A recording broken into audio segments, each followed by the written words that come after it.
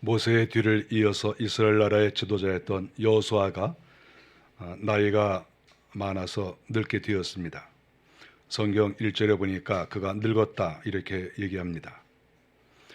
여호수아가 세상을 떠나기 전에 그 나라의 지도자급인 장로, 수령, 재판장, 관리들을 자기 앞에 불렀습니다.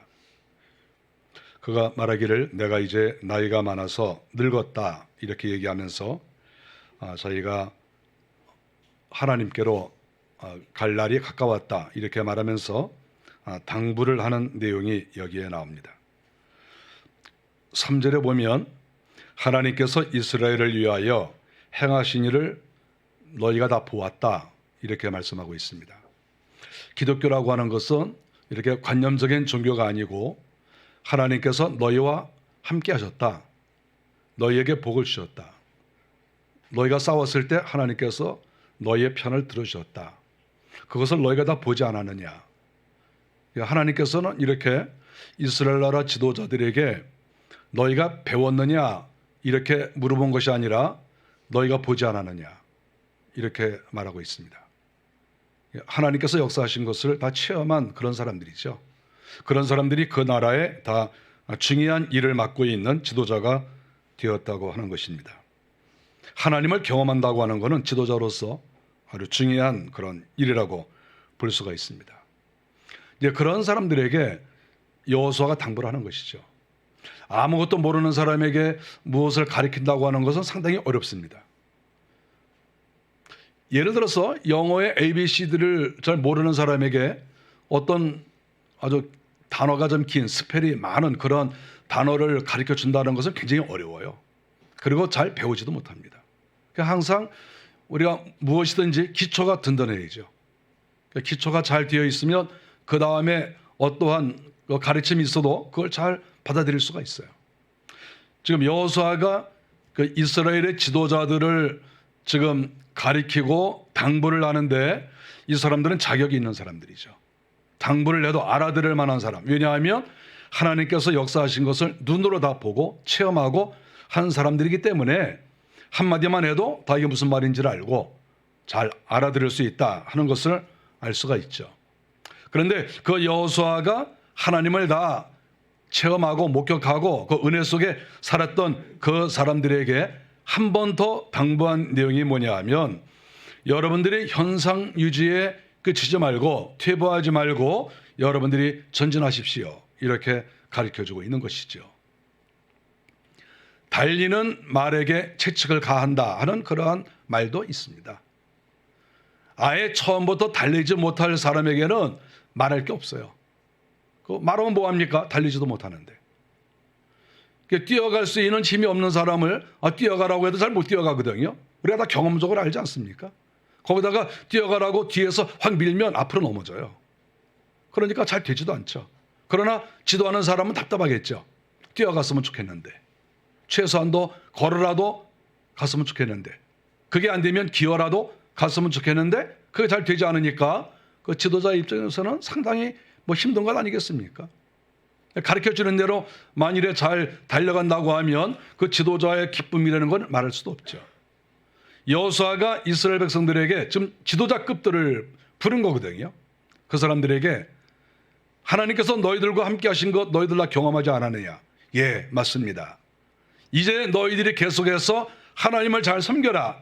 그래야 너희들이 전진한다. 예, 알았습니다. 너희들이 지금까지 한 것처럼만 해라. 이렇게 오늘 본문은 가르쳐주고 있는 거예요. 너희들이 지금까지 한 것처럼만. 너희들이 하나님 앞에 지금까지 순종하고 말씀대로 살려고 애를 쓰고 또 하나님의 도우심을 눈으로 목격하고 이렇게 한 거. 이렇게만 너희들이 앞으로 계속해서 나간다고 하면 너희들은 분명히 이 땅에서 하나님께 복을 많이 받고 어떤 민족과 경쟁하든지 그 민족에게 뒤처지지 아니하고 오히려 너희들이 그 모든 것을 정복하고 너희들이 다 우세한 가운데 살아갈 것이다. 이렇게 하나님께서 지도자들에게 말씀하고 있습니다. 우리가 성경의 내용을 볼 때 이 지도자들이 여호수아의 말을 고깝게 생각하지 않고 부담스럽게 생각하지 않고 그대로 받아들였을 것으로 생각합니다. 왜냐하면 여호수아의 말씀이 무슨 특별한 말씀이 아니에요. 여호수아가 내가 이제 죽기 전에 너희에게 당부를 해야 되겠다, 그래서 무슨 이상한 이야기를 하는 게 아니에요. 저 산속에 올라가면 무슨 나무가 있는데 그 밑에를 파보면 거기에 뭐가 나온다, 뭐 그러는 게 아니에요. 너무나 당연히 아는 말, 너무나 쉬운 말, 그런 말로 여호수아가 당부를 했다, 이렇게 말씀할 수가 있죠. 여호수아가 말하면서 먼저 이제 하나님께서 우리를 도우셨다는 이야기를 먼저 하고 있습니다. 우리가 왜 하나님을 섬겨야 되느냐? 사람은 어떠한 일을 할 때에는 항상 이유가 있어야 돼요. 과연 내가 이 사람의 말을 들을 무슨 이유가 있을까? 여러분, 이거 굉장히 중요한 거예요. 어떤 사람이 나에게 가르칠 때 이 사람이 과연 가르칠 자격이 있을까? 그리고 내가 이 사람이 어떤 욕을 했을 때 내가 이것을 따라갈 만한 그런 유익이 나에게 있을까? 어떤 그 타당한 그러한 뭐가 있느냐? 이거를 우리가 생각을 해야죠. 당위성이라고 말할 수 있죠. 정말 내가 이 사람의 말을 따라가야 되나? 이 사람이 과연 나에게 이렇게 말할 수 있는 자격이 있나? 그렇다고 하면 내가 어떤 유익이 있을까? 이건 당연한 거 아니겠어요? 그랬을 때 여호수아가 하나님을 섬겨야 될 이유에 대해서 3절에 말씀하고 있는데, 하나님은 이스라엘을 위해서 싸우셨다, 이렇게 말씀하고 있습니다. 서론적으로 다 말씀하시는 거죠. 하나님이 너희를 위해서 싸웠다. 이거요, 정말 가슴 뭉클한 얘기입니다. 가슴 뭉클한 얘기죠. 사람은 이 땅에 살면서 여러 갈등을 서로서로 느끼면서 삽니다. 한두 번이 아니죠. 수십 번, 수백 번이 될 수가 있어요. 그랬을 때 그 갈등할 때마다 어떤 경우에는 내가 외톨이가 될 수도 있고, 어떤 경우에는 내가 어떤 그 다수가 될 수가 있어요. 저도 그런 경험이 많죠. 제가 어떤 주장을 했을 때 내 편을 들어주는 사람이 아주 80%, 90% 되는 경우도 있죠. 그때는 아주 힘이 납니다. 그러나 어떤 경우에는 내가 어떤 논쟁을 했을 때 내 편을 드는 사람이 뭐 예를 들어서 몇 명이 되지 않는다, 그럴 때는 굉장히 힘들어요. 그 사람은 누구나 마찬가지예요. 힘이 드는데 그때 그 어려운 상황에서 어떤 사람이 나의 편을 적극적으로 들어주고 나를 변론한다, 그랬을 때 굉장히 힘이 납니다. 우리 사람은 누구나 다 마찬가지예요. 나의 편을 누가 이렇게 되어준다, 나를 대신해서 말해준다, 이거 굉장히 영광스러운 것이고, 어떻게 보면 이런 사람이 내 옆에 있다는 것은 그건 복이라고 생각할 수가 있죠. 여호수아가 이스라엘 백성들에게 하는 말이 바로 그 말입니다. 너희들이 애굽에서 나와서 이 광야에서 이런 세월을 살아갈 때 하나님께서 너희를 위해서 싸워주시지 않았느냐?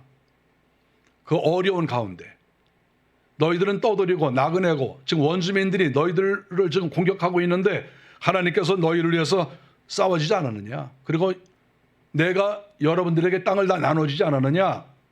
이거 다 하나님께서 하신 것이다, 이렇게 여호수아가 말하고 있습니다. 우리가 어떻게 보면 조금 좀 창피한 일 같을지 모르지만, 지금까지 너희들 먹고 살게 해준 게 다 하나님 아니냐? 그러니까 하나님 말 들어, 이런 말과 똑같은 말이에요. 저는 이 말을 이렇게 성경을 보면서 그런 생각을 가졌어요. 아니, 하나님께서 너희들 인도해 주시고, 하나님이 너희들 땅 주시고, 너희들 농사 짓게 해주시고, 또 원수들과 싸울 때에는 너희 편을 들어주시고, 하나님이 다 그렇게 해주셨으면 그럼 하나님 말을 들어야지. 너 먹여주고 너 입혀주고 그랬으면 그 사람 말을 들어야지. 너 누구 편 드냐? 뭐 그렇게 말하는 건 당연한 거 아닌가요? 자기 자식이 이렇게 있는데 그 자식이 그 부모가 어떤 사람하고 다투고 싸우는데 가만히 보고 있다가 내가 이거 공정하게 말하는데 엄마가 잘못됐어요, 그렇게 말하면 그 동네 아줌마가 얼마나 기분이 좋겠어요. 그랬을 때 그 엄마의 마음은 어떻겠습니까? 이놈의 자식 내가 그동안에 먹여주고 입혀주고 먹을 거 안 먹고 내가 너 공부시켜놨더니 아 그래 옆집 아줌마 편드냐? 그런 말 안 나오겠어요? 그 옆집 아줌마가 옳은지 그런지는 잘 모르겠는데 어쨌든 경쟁자의 편을 들면 마음이 상하는 거는 누구나 다 마찬가지예요. 중요한 거는 먹여주고 입혀줬다는 거예요. 하나님이 지금까지 너희를 사랑한 증거가 아니냐? 하나님이 여지껏 모든 걸 다 해주지 않았느냐? 그런데 어떻게 너희들이 내 말을 듣지 않느냐. 이렇게 여호수아가 어떻게 보면 인간적인 그러한 말을 여기서 하고 있습니다. 그러면서 6절에 보니까 모세 율법책에 기록된 것을 너에게 다 지켜라. 모세가 남겨놓은 그런 모세 오경이 있는데 너희들이 그것을 다 지켜라. 이렇게 말씀합니다. 그리고 7절에 보니까 남아있는 이 민족 중에 들어가지 말라. 이렇게 얘기를 하고 있습니다. 이스라엘 백성들이 가나안 원주민들을 완벽하게 다 쫓아내지 못했습니다. 그래서 골짜기마다 아직도 남아있는 사람들이 있거든요. 가나안의 7족속들이 아직도 남아있습니다. 근데 여호수아가 말하는 것은 그 남아있는 민족 중에 너희들이 놀러 가지도 말고 함께 사업도 하지 말고 결혼도 하지 말고 너희들이 어쨌든지 그 사람들과 단절하라. 이렇게 가르쳐주고 있습니다. 우리가 이것은 인간적인 면에서는 상당히 거북스러운 말이라고 볼 수 있습니다. 우리가 사람들이 서로 소중한 거 아닌가요? 그리고 옆에 이웃에 있는 사람과 가까이 지내는 것이 그 당연한 거 아닌가요? 우리가 인간적으로 볼 때는 그렇습니다. 그런데 여호수아가 냉혹하게 아주 냉정하게 가르쳐주는 게 뭡니까? 너희들 이방 사람들하고 그 가나안 원주민들하고 어울리지 마. 거기에 얼씬도 하지 마. 이렇게 가르쳐주고 있습니다. 아예 접촉을 하지 말라는 거예요. 접촉을 하지 말아라. 농사 지으러 갈 때 이렇게 가다 보면은 저 강 건너편에 가나안 원주민들이 살고 있는데 어쩌다가 보면 뭐 강물이 이렇게 줄어들어서 몇 발자국만 뛰면 저쪽으로 건너갈 수 있고 그쪽에 있는 사람들이 올 수도 있고 또 홍수가 나서 그 물을 어떻게 좀 피해 보려고 다 이렇게 나가서 일할 때 그 가나안 원주민을 만날 수도 있고 그 얼마든지 만날 수 있어요. 저 강 건너 산 너머에 다 살고 있는 거거든요. 그럼 왔다 갔다 오다 가다 보면은 만날 수 있는 거 아닙니까? 그러면 사람을 지나가다가 만나면 인사라도 해야 될 거 아니에요? 여러분 그렇지 않습니까? 가나안 원주민이 지나가면 딱 보고 안녕하세요 원수님 뭐 이렇게 한다든지 뭘 인사를 해야 될 거 아니에요. 그런데 딱 쳐다보고 안 쳐다본다 그러면 이게 뭔가 좀 이상하지 않아요? 아니, 사람이 그럴 수가 있냐? 당연히 이런 말 나오죠. 어떻게 아는 척도 안 하냐? 그리고 저 가나안 원주민이 이렇게 홍수가 나서 둥둥 떠내려가고 고통을 당하고 있으면 그 인도주의적인 측면에서 얼른 쫓아가가지고 그 사람을 건져주든지 뭐 그래야 될 거 아니냐? 이건 사람의 생각이거든요. 그리고 그게 맞는 것 같아요. 그런데 여호수아가 하는 말은 아예 접촉도 하지 말라. 아예 쳐다도 보지 말라. 쳐다도 보지 말라. 결혼도 하지 말고 궁금해하지도 말고 아예 단절하라. 이렇게 얘기를 하고 있는 것이죠. 사실 이해가 잘 안 갑니다. 우리가 옛날에 지금이나 마찬가지예요. 이 세상을 살아가면서 이렇게 산다는 것은 이거 굉장히 어려운 일입니다. 과연 이렇게 우리 인간이 살아야 될 것인가 이런 생각을 당연히 할 수가 있죠. 그런데 여호수아는 하나님의 사랑을 받는 사람이고 하나님과 깊은 교제를 나누시는 분이고 또 하나님께서 그를 통해서 많은 일을 하신 그런 분 아니겠습니까? 그리고 그런 분의 말씀을 또 귀담아 들어야 되겠죠. 얼마나 무서운 그런 말씀입니까? 8절에 보니까 하나님께 가까이 하기를 오늘까지 행한 것 같이 하라. 어쨌든 여호수아는 이스라엘 백성들을 인정해 준 거예요. 지금까지 너희가 잘했다 하는 거죠. 너희가 잘했다. 지금까지 하나님을 가까이 하고 너희가 정말 잘했어. 이렇게 이야기를 하는 것입니다. 여기에서 하나님께 가까이 하기를 했을 때 이 가까이 하기로 이 말씀은 이렇게 뭔가 이렇게 가까이 계신다 이러한 의미도 물론 있지만 조금 더 이 말씀을 살펴보면 찰싹 달라붙는다 이런 말입니다. 이 말씀 이 어휘 자체가. 그러니까 여호수아가 이스라엘 백성들에게 하는 말은 너희가 지금까지 하나님께 찰싹 달라붙었다 이렇게 얘기를 하는 거죠. 하나님께 찰싹 달라붙어 가지고 하나님하고 지금까지 너희가 지내왔다.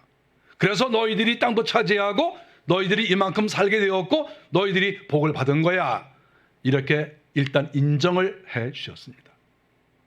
우리가 성경을 볼 때 하나님께서 이스라엘 백성들을 인정해 준 적이 별로 없어요.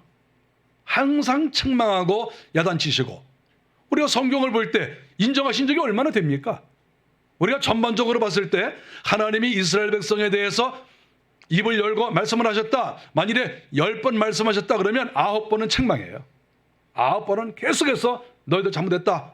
책망하시고 똑바로 살아라. 이렇게 하신 거거든요. 근데 여기에서는 너희가 하나님께 가까이 하기를 오늘까지 행한 것 같이 하라 하는 이 말씀은 너희들 정말 잘했어. 이렇게 칭찬해 주시는 것이 아니겠습니까? 이거 얼마나 감사합니까? 너희들 지금까지 잘했어. 정말 잘한 거야. 너희들이 지금까지 한 것만큼만 해. 앞으로도 그렇게만 하면 되는 거야. 지금 이렇게 말씀하시잖아요. 얼마나 감격스럽고 영광스러운 것입니까? 부모가 자식에게 너 지금까지 한 것만큼만 하면 내가 정말 고맙겠다. 이렇게 말한다든지. 또 목사님이 성도들에게 여러분들이 지금까지 신앙생활 하신 것 이만큼만 여러분들이 앞으로 계속 하십시오. 그러면 틀림없이 여러분들은 복을 받을 것입니다. 이렇게 말해주면, 이렇게 말했다는 게 아니라 이렇게 말해주면 얼마나 좋겠어요. 아, 우리를 인정해 주시는구나. 단순하게 우리를 뭐 기분 좋게 하려는 게 아니라 하나님께서 점수를 매길 때 그래 너 됐어 이렇게 인정해 주시는 거 아닙니까? 그렇게만 살아라. 그러면 이제 너희들은 인생은 보장이 된 거야. 하나님이 너희를 이제 다 책임져 줄 거야. 지금 여호수아가 그런 말씀을 하시는 것이죠. 9절에 보니까 하나님이 강대한 나라들을 너희 앞에서 쫓아내셨다. 하나님께서 이스라엘 백성들에게 하나님의 말씀을 섬겨야 되고 말씀대로 따라야 될 이유를 여기서 말씀해 주고 있는 것이죠. 서론적으로도 말씀해 주셨지만 하나님께서 먹여주시고 입혀주시고 싸워서 다 물리쳐 주셨어요. 오늘 본문에 다시 나옵니다. 성경은 여러 번 반복하고 있어요. 강대한 나라들을 너희 앞에서 쫓아냈다. 이렇게 말씀해 주고 계시는 거죠. 하나님이 하신 것이죠. 이스라엘 백성들이 칼을 들었죠. 화살을 이스라엘 백성들이 들었죠. 밤잠을 자지 못하고 싸운 거는 이스라엘이죠. 그런데 그 배후에서 이스라엘이 승리하도록 다 모든 것을 만들어 가신 그분이 누구냐? 그랬을 때 그분이 하나님이라는 거예요. 하나님께서 강대한 나라를 쫓아냈다. 약소 국가를 하나님이 이기게 하셨다는 뜻이 아니에요. 약한 자를 물리쳤다는 게 아니에요. 강자. 그 강자를 하나님께서 물리치게 하셨다. 하나님이 다 하신 거야. 하나님이 그 강자들의 발목을 먼저 끊으시고 손목을 끊으시고 그들의 생각을 어지럽게 하시고 그래서 결국은 내가 너희들 약소국가고 소수지만 너희들이 이긴 거야. 이렇게 하나님께서 말씀을 하시는 것입니다. 하나님께서 나서시면 이 땅에 안 될 일은 없습니다. 우리가 그걸 믿어야 돼요. 일생을 살면서 우리의 노력 당연히 중요합니다. 그래, 열심히 애쓰고 수고하고 노력하고 그거 당연한 거예요. 그런데 그 배후에 하나님이 역사를 하셔야 돼요. 저는 인생을 살면서 그 내가 애쓰고 수고하고 노력을 해서 예를 들어서 100이라고 하면 한 80, 90, 95까지 이렇게 도달을 하다가 꺾여져서 다시 떨어진 그런 경험을 제가 많이 했어요. 저는 그럴 때마다 이상하다. 내가 이 정도 노력하고 모든 게 잘 될 것 같았었는데 왜 끝에 가서 내가 고지를 내가 점령하지 못하지? 내가 왜 고지에 깃발을 꽂지 못하지? 이런 경험이 저에게 많이 있었어요. 젊은 날에 특별히 그거 이상하다. 그거 신기하네. 그럴 때마다 얼마나 마음이 아프고 또 하나님께 원망을 했겠습니까? 아니 하나님 왜 제가 이렇게 목표한 것이 왜 이렇게 다 된 것 같았는데 8분 응선, 9분 응선을 다 넘어서 다 된 것 같았는데 왜 마지막에 이렇게 안 됩니까? 저 그런 경험 많이 했어요. 저절로 입에서 원망이 나와요. 그런데 제가 계속 기도하고 하나님을 가까이 섬겨보고 그러면서 깨달은 게 뭐냐 하면 내 힘대로 하려고 했던 것이 너무나 많았어요. 제가 지난 후에 지금의 고백이에요. 나를 믿고 나의 능력과 또 나의 이성과 나의 계획 이런 것들을 믿고 물론 하나님께 기도는 하지만 그러나 그거는 그저 10% 20% 정도 차지하고 어찌 보면 양념처럼 여기고 이러는 것은 나다. 이렇게 생각하고 살 때가 많았습니다. 지나고 보니까 그래요. 오늘 여호수아가 이스라엘 백성들에게 가르쳐준 것이 뭐냐 하면 이스라엘이 겉으로 볼 때는 그들이 싸워서 이기고 그 땅을 차지한 것 같지만 이것은 표면적인 모습이죠. 그러나 내적으로는 하나님이 하셨다는 거죠. 하나님이 하셔서 된 것이다. 우리가 삶 속에서 좋은 일이 있습니다. 다른 사람들이 다 축하하고 또 부러워할 만한 그러한 일들이 저도 많이 있고 또 여러분들도 많이 있을 거예요. 정말 감사하다. 정말 나한테 어떻게 이렇게 좋은 일이 있느냐 이런 거 다 있을 거예요. 그러니까 우리가 꼭 기억해야 될 것은 하나님이 그 배후에서 일하셨다는 거죠. 우리를 사랑하셔서 마귀의 역사도 물리쳐 주시고 회방꾼들도 하나님께서 다 물리쳐 주시고 내가 너를 사랑하니까 네가 알든지 모르든지 내가 다 하겠다. 하나님께서 해주신 거예요. 내가 애쓰고 수고하고 노력하는데 만일에 하나님께서 이렇게 도와주시지 아니하면 항상 미끄러지는 거예요. 미끄럼 자꾸 타는 거죠. 올라가다가 주르륵 미끄러지고 올라가다가 주르륵 미끄러지고. 이거 경험해 본 사람들은 알아요. 신기하다. 어떻게 이렇게 내가 자꾸 미끄러지느냐. 하나님이 맘만 먹으시면 이상하게 그렇게 힘이 들지 않고 이렇게 내가 목표하는 데까지 쑥 이렇게 올라가는 거예요. 저는 이제는 그런 경험이 너무 많죠. 제가 옛날에 젊었을 때는 미끄러진 경험이 훨씬 더 많고 이제 지금은 미끄러지는 경험보다는 이제 고지에 오르는 그런 경험이 압도적으로 많죠. 이제는 안 속죠. 저를 믿는다고 하는 여기에서 안 속는 거죠. 이제 하나님을 의지하고 하나님이 도와주셔야 우리는 성취할 수 있다. 이것을 이제는 알고 있기 때문에 미끄러지는 일은 거의 나타나지 않는다. 이렇게 볼 수가 있죠. 여호수아가 바로 그 말을 하는 거예요. 하나님께서 나타나시면 하나님께서 개입을 하시면 절대 너희들 패할 수가 없다. 하나님이 다 이기게 하신다. 이렇게 말씀하셨습니다. 성경에 보니까 너희 중 한 명이 1000명을 쫓으리니 정말 이 말은 어떻게 보면 이해를 못할 수 있죠. 어떻게 한 명이 1000명을 쫓느냐. 이건 문학적 표현인가? 이렇게 생각할 수 있거든요. 그런데 우리가 전쟁사를 보거나 이스라엘 역사를 볼 때 이것은 얼마든지 가능한 것이죠. 우리가 대한민국에서 있었던 6.25 전쟁 가운데에도 그런 일이 있지 않았습니까? 예를 들어서 일개 중대가 일개 대대가 몇 개 사단이 오는 것을 다 막아냈다. 이런 건 전쟁사에 다 나와요. 우리가 그런 거를 볼 때마다 정말 이런 일이 있구나 하는 것을 우리가 알 수 있죠. 어떻게 한 명이 1000명을 이길 수 있을까? 이거요. 가능합니다. 하나님이 왜 못하시겠어요? 하나님이 기뻐하시고 하나님이 나서서 먼저 행하시는데 너는 나만 따라와라. 그리고 하나님이 행하시는데 왜 못합니까?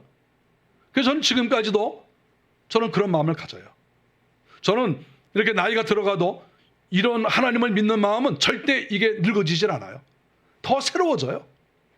왜냐하면 하나님의 역사하심과 하나님의 능력을 점점 체험하니까 하나님 정말 능력이 있으시고 하나님은 대단한 분이시구나. 그러니까 하나님께서 어떤 사람 한 명을 들어서 쓰시기만 하면 제대로 하나님께서 믿어주시고 그 사람이 하나님 말씀에 순종만 하면 그 한 사람이 1000명과 싸워서 이길 수 있다는 거예요. 하나님의 뜻은 그런 거예요. 이쪽에 50명이고 이쪽에 50명이고 한번 싸워봐라 이런 게 아니에요. 야 숫자 걱정하지 마. 내가 너하고 함께 할 테니까 너 한번 나가봐. 1000명 내가 이기게 해줄 테니까. 이것이 하나님의 뜻이라고 하는 것이죠. 그래서 우리는 숫자가 많은 것이 좋은 겁니다. 그러나 숫자가 많은 것도 좋지만 더 중요한 것은 하나님이 함께하는 사람이냐 하는 거예요. 이 사람과 하나님이 함께하느냐, 하나님이 이 사람에게 축복을 내려주시느냐, 하나님이 이 사람을 쓰기로 계획을 하시느냐, 이게 더 중요한 거라는 거죠. 그래서 그 사람이 하나님께서 원하시는 뜻에 입각해서 순종하고 나가면 이러한 일들이 그대로 일어나는 거예요. 이거는 역사적으로도 얼마든지 그렇고 지금도 역시 마찬가지다, 이렇게 우리는 생각할 수 있습니다. 11절의 말씀, 그래서 너희들은 스스로 조심하여 너희 하나님 여호와를 사랑하라. 아니, 하나님께서 먹을 것 주시고 입을 것 주시고 땅도 주시고 하나님께서 전쟁이 일어나면 이기게 하시고 그것도 절대적인 힘을 주셔서 한 사람이 1000명을 대할 수 있도록 이렇게 해주신다고 하면, 그러면 우리가 하나님을 어떻게 대해야 되겠습니까? 당연히 우리는 하나님을 사랑하고 하나님 앞에 순종을 해야죠. 오고 가는 게 있어야죠. 아니, 하나님은 그렇게 사랑을 베푸시는데 하나님에 대한 사랑이 약하다고 하면 하나님께서 사랑을 베푸실 그런 마음이 있겠습니까? 그럴 마음 없죠. 하나님도 우리 인간과 그 성정이 비슷한데요. 우리가 하나님을 본받았는데요. 그래서 하나님 앞에 순종하고 하나님 앞에 감사하고 이렇게 하면 하나님께서 그 사람에게 더 큰 은혜를 주시는 거예요. 그게 성경적인 거예요. 자녀들도 마찬가지죠. 부모가 자녀에게 정말 어렸을 때부터 보호하고 교육하는 데 힘을 쓰고 다 이렇게 했는데 그 자녀가 그것을 알아주고 부모에게 감사를 표하고 또 제가 모시겠습니다, 막 이렇게 하면은 부모가 어쩔 줄을 모르는 거예요. 저도 우리 형제가 6명이 있었는데 그 6명 중에서 제가 부모의 사랑을 많이 받았죠. 그래서 제가 가만히 이렇게 보니까 다른 형제들은 우리 어머니 아버지를 모시겠다는 사람이 한 명도 없어요. 우리 형님은 처음부터 도망가고, 다른 동생들도 뭐 모시겠습니다, 뭐 지나가는 말로도 안 해요. 지나가는 말로도. 그래서 저는 중학교 다닐 때부터 딱 붙었어요. 아버지 엄마한테 붙었어요. 제가 모실게요. 그래, 진짜냐? 아, 모실게요. 등록금도 빨리 주고 또 저를 특별히 사랑해주고, 뭐 그 말을 하고 또 중간에서 또 실천을 안 하면 또 되겠습니까? 그런 걸 실천한 거죠. 그래서 제가 30살이 되고 40살이 되고 50살이 돼도 여전히 똑같이 제가 부모님께 잘하고, 제가 50살이 넘고 그랬어도 끝까지 내가 부모님 돌아가실 때까지 내 손으로 2번 내가 다 묘에 다 안장을 제가 하겠습니다. 내 손으로 엄마 아버지 장례식 다 치릅니다. 항상 이렇게 말해드렸어요. 그랬더니 우리 어머니 아버지가 저한테 투자를 많이 했어요. 왜 그러겠습니까? 아니, 내가 부모한테 충성을 하는데 그런 부모가 그런 충성하는 사람에게 더 은혜를 내려주는 건 뭐 당연한 거 아니겠어요? 그거 뭐 당연한 거 아닙니까? 아니, 나에게 내가 사랑을 베풀어도 별로 감사하지 아니하고 그러는데 거기다 왜 또 더 투자를 하고 왜 거기다가 뭐 목을 넣습니까? 그건 원리에 맞지 않아요. 그러니까 하나님께서 이렇게 은혜를 베풀어 주셨을 때 하나님 정말 감사합니다. 그리고 하나님에게 찰싹 붙어서, 가까이 한다는 말은 찰싹 붙는다는 말이라고 말씀을 드렸죠. 그러니까 하나님께 찰싹 붙어가지고 하나님 아니면 저 못 삽니다. 저 강 건너편에 뭐 무슨 족속이 있고 저 산 너머에 무슨 족속이 있고 또 우리 건너편에 뭐 제사장님도 계시고 뭐 사람들 많이 있지만 저는 다른 거 필요 없고 저는 하나님한테 붙어 있으렵니다. 이렇게 하는 거예요. 지금 여호수아가. 죽어가는 여호수아가 여러분들 나를 잊지 마시오 이렇게 한 게 아니에요. 만일에 죽어가면서 여러분들 나를 잊지 마십시오, 만일에 이렇게 말하면 그거 정신 나간 사람이에요. 그거. 내가 죽으면 여러분 나를 잊어야 됩니다, 이렇게 해야 되는 거예요. 그게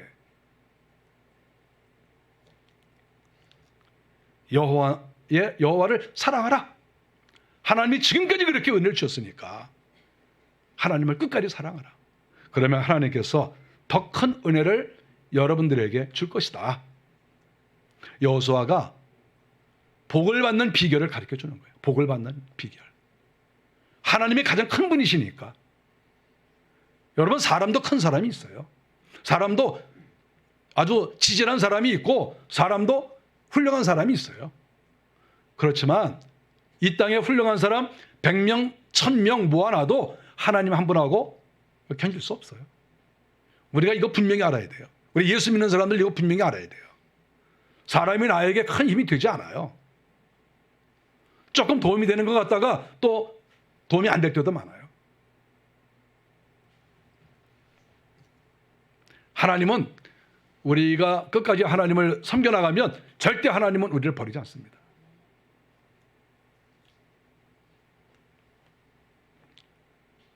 여호수아가 당부를 하는데 12절에 보니까 남아있는 이 민족들을 가까이하여 더불어 서로 혼인하고 왕래하면, 즉 여기서 가까이 한다는 말이 또 나오잖아요. 지금 여호수아가 가르쳐주는 거는 하나님께 차삭붙어라, 그거예요. 지금 하나님께 차삭붙어라. 그런데 여기서 또다시 말하는 것은 너희가 이방 민족과 차삭붙으면 안 된다, 좀 그거잖아요. 여기서 똑같은 단어를 쓰는 거예요. 이방 민족에게 차삭붙지 마, 너희는 하나님께 차삭붙어, 이렇게 말하는 거예요. 만일에 이방 민족에게 차삭붙어서 그들과 가까이하고 그들과 혼인하고 왕래하면 너희들 쫄딱 망할 줄 알아라. 하나님이 이렇게 말씀하시는 거예요. 하나님께서 그들에게 어려움을 주시는 그 내용을 구체적으로 써놨습니다. 13절에 보니까 다시는 쫓아내지 아니하시리니 원수를 옆에 두시겠다는 거예요. 원수하고는 빨리 헤어지는 게 좋거든요. 그런데 하나님께서는 이 원수를 쫓아내지 않는다는 거예요. 그럼 원수를 쫓아내지 않으면 계속 옆에서 고통을 준다는 거 아니겠습니까? 13절 계속 올무가 되며 덫이 된다. 올무, 덫. 아주 소름이 좀 끼치는 말이에요. 저는 이 올무, 덫 이런 말 나오면 아주 소름이 쫙 끼쳐요.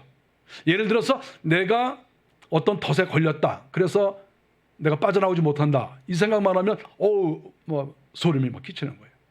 여러분, 우리가 보면 짐승들이 이렇게 사람이 놓은 덫에 걸려서 멧돼지나 이런 짐승들이 이렇게 다리가 딱 걸려가지고 이렇게 묶여 있는 거 보잖아요. 덫에 걸려서 나오려고 하다가 상처가 다 나가지고 오히려 상처가 다 생겨가지고 덫에 걸렸다가 나중에 결국 죽잖아요. 그냥.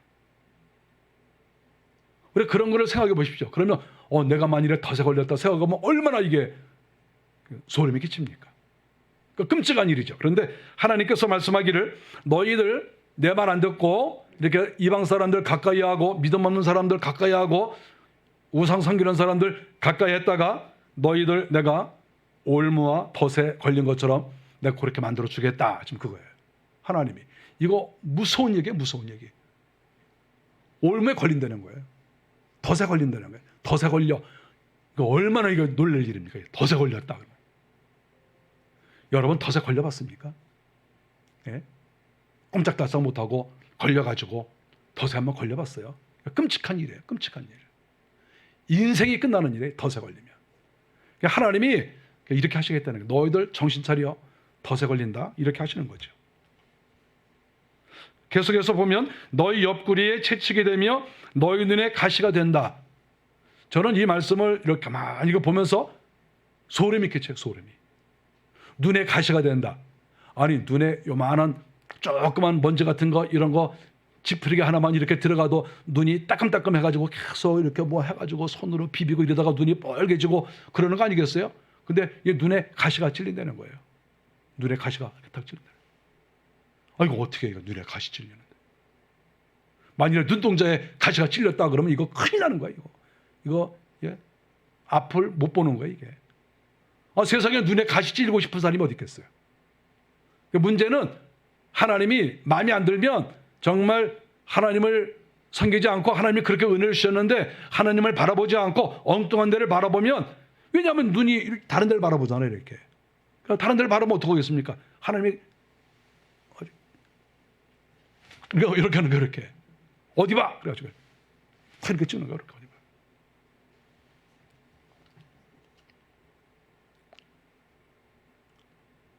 자기 사랑하는 아내와 남편이 있는데 둘이서 이렇게 밖에 나가는데 저쪽에 멋있게 생긴 그런 남자나 여자나 이런 사람들이 이렇게 왔다 갔다 하면 만일에 자기 아내가 말이죠, 멋있게 생긴 어떤 자기의 이상형과 같은 남자가 앞에 왔다 갔다 하면 그 자기 아내가 이렇게 보고 있다가 자기 남편이 옆에 있는데도 이렇게 고개가 돌아갈 수 있겠죠.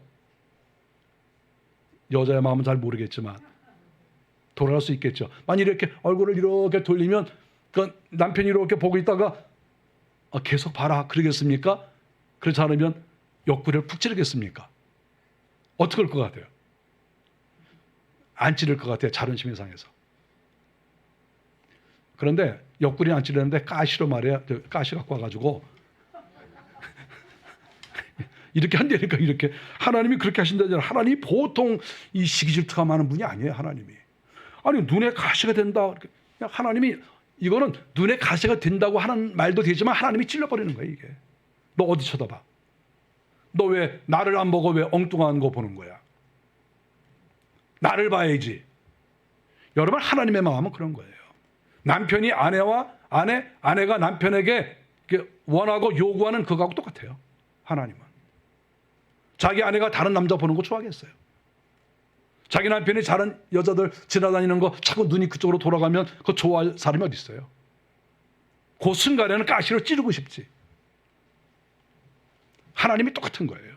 너희들 왜 내가 그동안 복을 주고 내가 그렇게 은혜 주고 그랬는데 먹고 살게 해줬는데 왜 나를 안 쳐다보고 왜 엉뚱한 거 쳐다보느냐.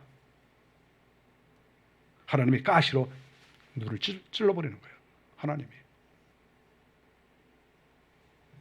13절 너에게 주신 이 아름다운 땅에서 멸하리라.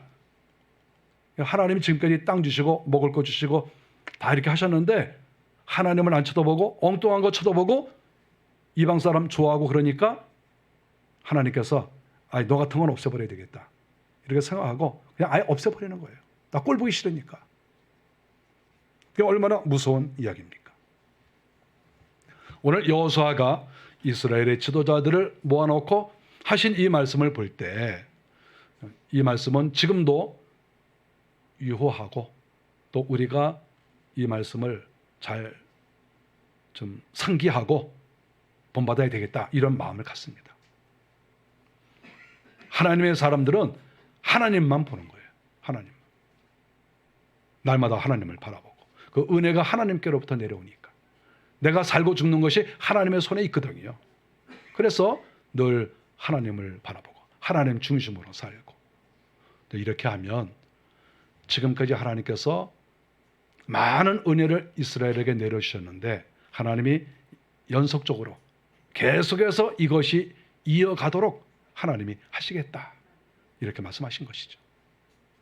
우리의 성도들이 지금까지 하나님의 사랑을 많이 받으시고 믿음 생활 잘하셨는데 앞으로도 계속 하나님만 바라보시고 살아가셔서 하나님의 큰 은혜를 계속해서 받기를 주의 이름으로 간절히 바랍니다. 기도하겠습니다. 하나님 은혜 감사합니다. 하나님께서